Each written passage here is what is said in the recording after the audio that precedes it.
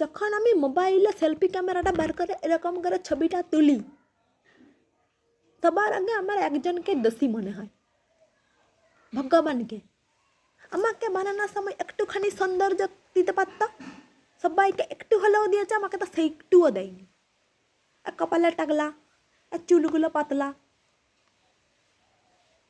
মুখটাই কীরকম বেঁকা বেঁকা, আর নাকটা কীরকম, ঠোঁটটা মোটা, চোখগুলো ছোট ছোট, মানে যতগুলো খারাপ ছিল সবকে মিশিয়ে বলছে লে যা তুই তৈরি হ। কেন ভাই? মুখটা ভালো লাই ঠিক আছে, চুলটা তো ভালো দিতে পারত,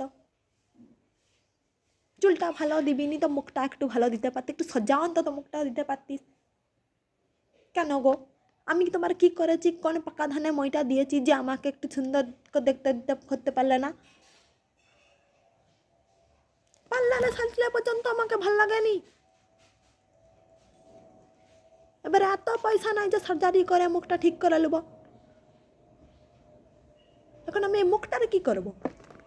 মানুষকে পার্লারে সাজলে তো ভাল লাগে, পার্লারে সেজে এলে বেশ সুন্দর সুন্দর দেখতে লাগে, যারা দেখতে ভালো লাগে তাদেরকে পর্যন্ত ভালো লাগে। আমাকে পার্লারে সাজলে পর্যন্ত কি বিৎকার লাগে? এটা কি ধরনের মুখ রে? আর সেলফি ক্যামেরার কথা তো ভুলেই যাও, যখনই সেলফি তুলতে যাবো তখনই মুখটা বেঁকা আসবে। আর তার উপরে আমার একটা এক্সট্রা দাঁতও আছে ভগবান দিয়েছে, পুরো একটা আস্ত শাকচুন্নি রাক্ষসী বম্ব দৈত্যি লাগে। এটা কিন্তু ঠিক হয় না।